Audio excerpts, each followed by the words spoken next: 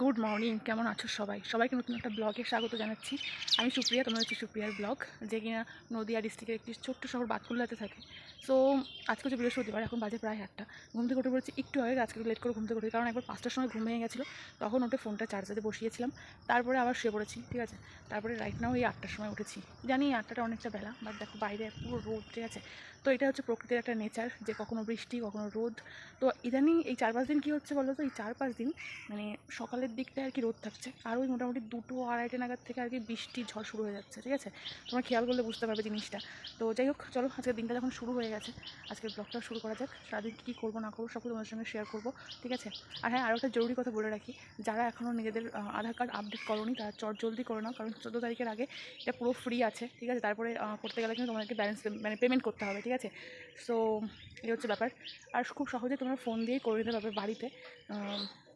যদি চাও যে আমি তোমাকে ব্যাপারটা দেখিয়ে, তাহলে আমি কমেন্ট করে জানিও, আমি অবশ্যই একটা ভিডিও তোমাদের জন্য বানিয়ে দেবো, ঠিক আছে। তো যাই হোক, চলো বাজারে কাজগুলো করা যাক। আর আজকে যেহেতু বৃহস্পতিবার, একটু মানে বেশি কাজ থাকবে, কারণ জানো তো আজকে লক্ষ্মীবার, ঠিক আছে। তো ঠাকুর ঘরের কিছু কাজবাজ থাকে, মানে পুরো ঠাকুর ঘরটা ক্লিন করতে হবে, সমস্ত কিছু কাজবাজ একটুখানি থাকে। বৃহস্পতিবার একটু কাজ থাকে বলতে পারো, ঠিক আছে। তো যাই হোক, চলো আগে ঠাকুর ঘরটা ক্লিন করে আসি, তারপরে বাকি সব কাজ করবো, ঠিক আছে। চলো।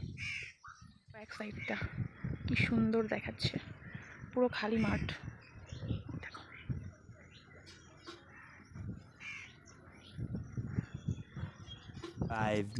আমাদের ঠাকুর ঘর দেখতেই পাচ্ছ কেমন মেসি হয়ে রয়েছে, কারণ পুজো দেওয়ার পরে এরকমই অবস্থা হয়ে থাকে। তো যেহেতু বৃহস্পতিবার, তো আজকে এগুলো পরিষ্কার করা হবে, ঠাকুরদেরও আজকে স্নান করানো হবে। তো এই হোক, চলো কাজটা শেষ করি, তা তোমাকে দেখাচ্ছি, ঠিক আছে। এখানে সব ঠাকুর ঘরের নিচে থাকে বাসনপত্র, আর কি বলবো বলো। আর এখানে রয়েছে কালকের সেই জাম, ঠিক আছে। চলো এইগুলো আগে রোপণ করে আসি, ঠিক আছে। কার লাইটটা অফ করে দিয়েছি আমি, চলো।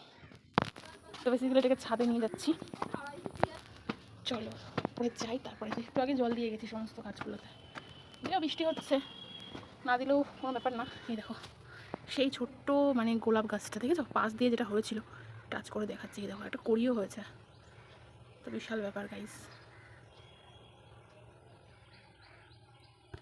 এই দেখো, তো ভাবতে পারিনি যে সাইড দিয়ে আরেকটা গাছ হবে। এক্ষেত্রে এই গাছটার অবস্থা খুব একটা ভালো না, দেখতেই পাচ্ছ, এই যে হনুমানে খেয়ে পুরো নষ্ট করে ফেলেছে। তার সাইড দিয়ে এরকম একটা ডাল উঠেছে, এই দেখো, যেটাতে আবার একটা কড়িও হয়েছে। দেখা যাক কদর কীরকম হয়, ঠিক আছে। আর আমি কালকে যে জাম নিয়ে এসেছিলাম, সেই জামগুলো এর মধ্যে রয়েছে, এই দেখো। তো বেসিক্যালি একটা গাছের জন্যই আর কি রোপণ করা, যেটা হয় আর কি, পরে আর খাওয়া হয়নি, দেখো, ঠিক আছে। যাই হোক, এইগুলো একটা একটা করে এর মধ্যে দিয়ে রাখি, এর মধ্যে এখন বেশি কোনো ইয়ে নেই, যদি গাছটা হয়, ঠিক আছে, তখন আবার এর থেকে তুলে নিতে পারবো। এই যে এর মধ্যে বসিয়ে দিচ্ছি জাস্ট গাছের জন্য, এর মধ্যে একটা দিয়ে রাখি। এগুলোর মধ্যে এখন গাছ নেই, ঠিক আছে, তো তার জন্যই আর কি প্রত্যেকটাই সব জায়গায় কম বেশি 2-1টা করে দিয়ে রাখছি, যেটা থেকে হয় আর কি। এই দেখো,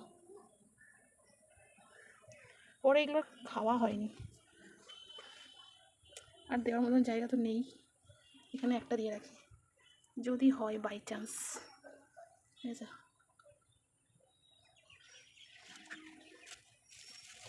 চলো, আর যদি বলো ওয়েদারের কথা, তাহলে এই যে মেঘলা, ঠিক আছে।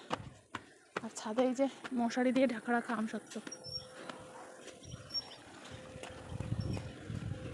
একটু আগেই আমি জল দিয়ে গেছি, ঠিক আছে।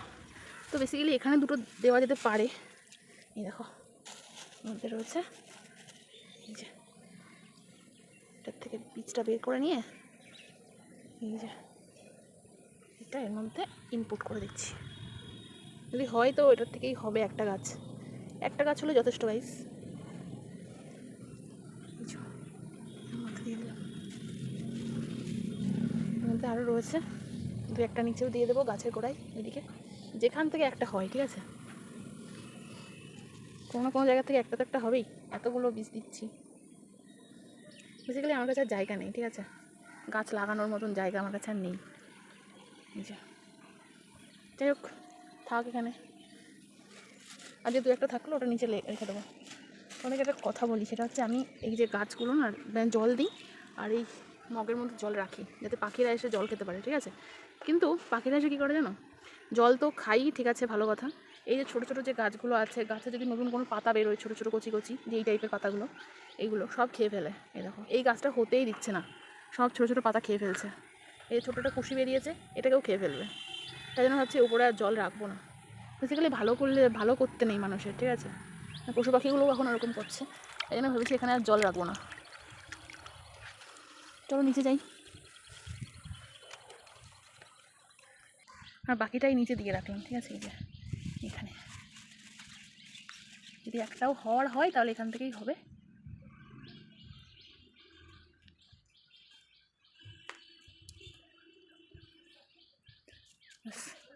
থাক। Good afternoon. এখন বাজে প্রায় 3:15-20 মতন বাজে, ঠিক আছে। তো যেটা বলছিলাম যে ইদানিং প্রায় 2টো বা 2:30 বাজলে পরেই হচ্ছে ঝড় বৃষ্টি শুরু হয়ে যাচ্ছে। সেই জন্য আজকে একটুখানি তাড়াতাড়ি স্নান করে নিয়েছিলাম। আমি মোটামুটি 2টো নাগাদ স্নান করে নিয়েছি, ঠিক আছে।